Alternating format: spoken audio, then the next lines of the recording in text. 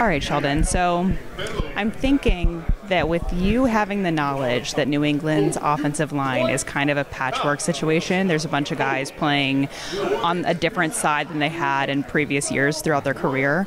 Are you able to use that information to expose them easier, or is it still a dogfight out there? At the end of the day, it's still a dogfight. Obviously you can take information and try to apply it to your advantage and understand, some guys may be not as comfortable with, where they are right now and understand, how they may pass it or how they're not as cohesive as, maybe a unit that's been together for a while, but at the end of the day, you still got to play ball between the lines. They'll get their practice reps in.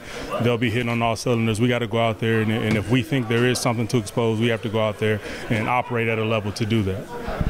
What are you able to take advantage of if a quarterback is in a situation where obviously we'll mention the patchwork offensive line, but Jacoby has got to get that ball out quickly or rely on the run? Does that help you prepare? Is it easier to prepare knowing that kind of stuff or no? Again, it's just another tool, when understanding what needs to be accomplished. Going into any game, you're going to try to make a team as one-dimensional as possible, take away the run game, and, we feel like we have the rushers to impact any game against any offensive line. So we feel like if we can go out there and stop the run and limit them on the ground and force them into passing situations, we feel like, we'll be able to go out there and make enough plays to help this defense win the game.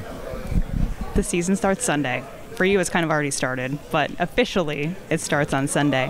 What has been Coach Hobby's message this week as you gear up for New England?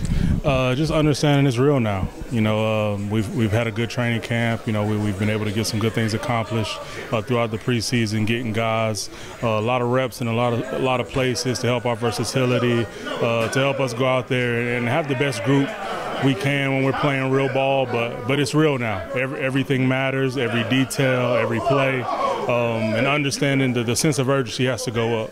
Going through preseason, it feels like you have time. The season isn't here yet, but now it's here. So the sense of urgency has to go up, and we understand that we can't start slow. We got to be hitting on all cylinders from the jump, and we intend to do so.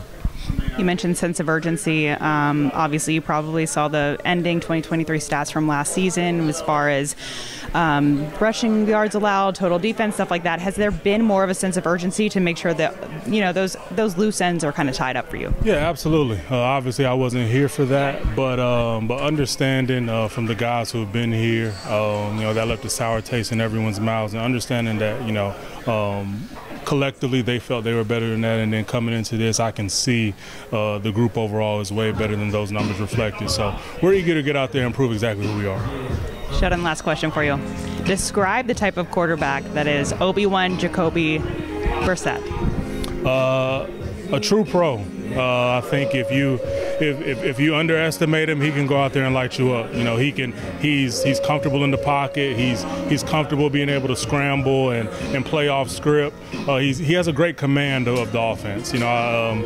Anytime he's gotten a chance to step on the field and be the guy, he's been more than serviceable, been a really good player. So we can't go into this half-stepping. We understand that, obviously, they drafted a quarterback high and, they're choosing to play Jacoby over him, but they're doing that for a reason. It's just because Jacoby is capable of going out there and winning games for him. So we have to go in there, disrupt him, make him uncomfortable, and wreak havoc for 60 minutes. Do you think part of that reason is because they don't want Drake May to get killed by your defensive line? That's not. I'm not in those meeting rooms. I don't make those calls, but I'm going to err on the side of they trust Jacoby to go out there and get the job done, and it's on us to go out there and make him uncomfortable, harass him, and give him hell for 60 minutes.